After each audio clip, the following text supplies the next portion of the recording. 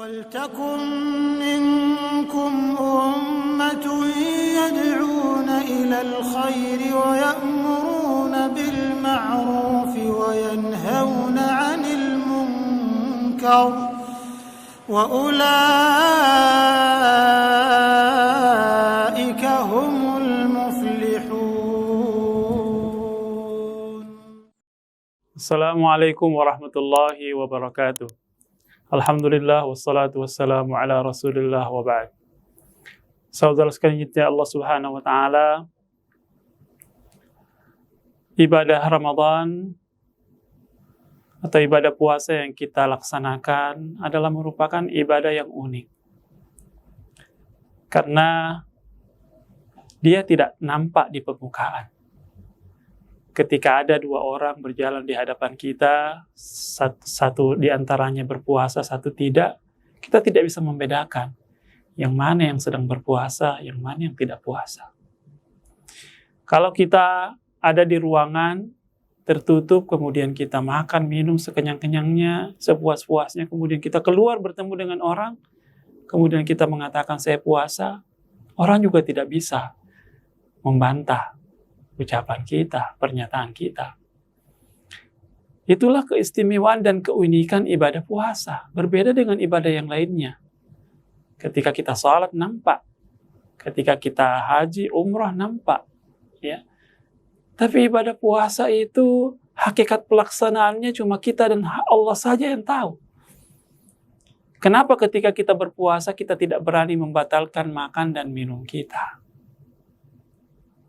Ya, membatalkan puasa kita dengan makan dan minum. Kenapa?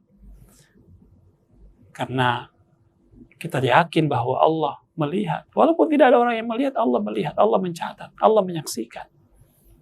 Nah, ini ada satu pelajaran penting dari ibadah seperti ini. Hendaknya kita mendidik diri kita, jiwa kita, untuk selalu mengutamakan pandangan Allah pada diri kita. Dan itulah semestinya sifat mukmin sejati. Bahwa yang diutamakan, yang dipentingkan adalah ketika Allah memandangnya, Allah memandangnya dengan pandangan cinta dan keridhaan. Banyak di kalangan manusia yang tertipu. Dan akhirnya dia lebih mengutamakan penilaian makhluk dibanding penilaian Allah Subhanahu wa taala. Dia sibuk mengejar prestise dan penghargaan manusia. Bagaimana supaya dihargai orang. Bagaimana supaya dihormati orang. Bagaimana supaya orang atau makhluk itu respek kepada dia. Sementara dia lupa bahwa yang jauh lebih penting itu adalah bagaimana supaya Allah respek kepada kita. Bagaimana supaya Allah ridha kepada kita. Karena kalau Allah sudah meridhai kita, maka itulah puncak capaian prestasi kita. Karena ketika Allah ridha, maka Allah memberikan kepada kita hal yang sangat indah dan sangat luar biasa. Itu pula lah yang dilakukan oleh Rasulullah SAW, sebagaimana dalam kisah yang pernah saya ungkapkan dalam video sebelumnya.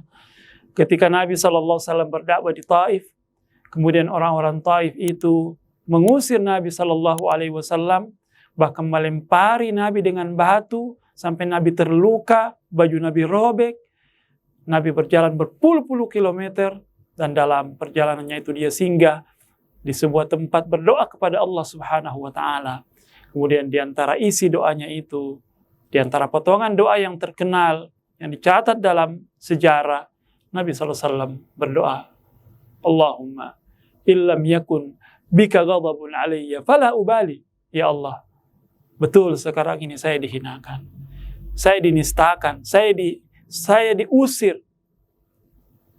Tapi saya tidak peduli perlakuan manusia itu selama engkau tidak marah kepada aku, ya Allah. Allahu Akbar. Itulah sikap Nabi SAW. Beliau tidak terlalu peduli ketika dihinakan oleh manusia, oleh makhluk. Yang beliau ingin pastikan bahwa dia tidak hina di langit. Dia tidak dimurkai oleh Allah Subhanahu wa taala ketika manusia menghinakannya. Maka saudara sekalian kita, Allah Subhanahu wa taala di zaman Nabi SAW juga ada kisah yang luar biasa. Seorang sahabat yang bernama Julaibib. Sahabat ini adalah sahabat yang kere, miskin. Tampangnya juga pas-pasan. Kalau secara ukuran duniawi, dia tidak pernah dilirik oleh orang. Bahkan disebutkan ketika dia melamar, dia ditolak. Tapi begitu Rasulullah SAW mendengar tentang bahwa Julaibib ini melamar, dia yang datang sendiri melamarkan calon istri untuk Julaibib. Dan akhirnya lamaran Rasulullah itu diterima. Tidak lama setelah itu Julaibib ini ikut di sebuah medan pertempuran dan dia gugur sebagai seorang syuhada. Ketika Nabi SAW mendengarkan berita itu, dia langsung turun ke lapangan mencari jasad Julaibib itu. Dan begitu ditemukan jasadnya, Nabi SAW mengangkat jasad Julaibib itu dengan tangannya yang mulia, dan Nabi sendiri yang memasukkannya ke dalam liang lahatnya. Waktu itu para sahabat semuanya cemburu terhadap perlakuan Rasulullah SAW kepada Julaibib ini. Luar biasa Julaibib ini, kami cemburu kepadanya. Sampai-sampai Nabi SAW dengan secara khusus memperlakukannya seperti itu. Karena Nabi tahu Julaibib punya posisi yang mulia di langit. Sehingga Nabi SAW memberikan kepadanya perlakuan yang khusus pula. Itu pula lah yang pernah disebutkan oleh Nabi SAW. Rubba ash'atha aghbara dhi timraini la yu'bahu bihi law aqsama 'ala Allahi la barra qasama. Boleh jadi ada orang rambutnya kusut masai, bajunya compang-camping, penampilannya sangat tidak dilirik oleh orang lain, dia tidak dipedulikan. Tapi orang ini punya posisi yang khusus di langit. Lau aqsama 'ala Allahi la barra qasama. Kalau dia bersumpah atas nama Allah, maka Allah akan kabulkan sumpahnya itu. Allah akan penuhi permintaannya itu. Karena Allah Subhanahu wa taala tidak menilai kita dari tampilan-tampilan luar kita. Ya, kekayaan, kegantengan, kecantikan, kebangsawanan, itu semuanya tidak dilirik oleh Allah Subhanahu wa taala.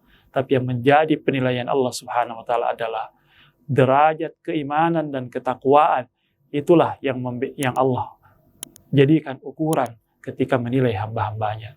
Maka mari kita senantiasa berusaha sekuat kemampuan kita selalu mencari kondite yang tinggi di langit, bukan penghargaan makhluk.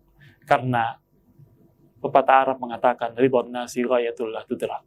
Untuk membuat ridha semua manusia itu adalah perkara yang mustahil. Itu sesuatu yang tidak bisa kita capai. Maka sibukkan diri kita dengan mencari kemuliaan di langit.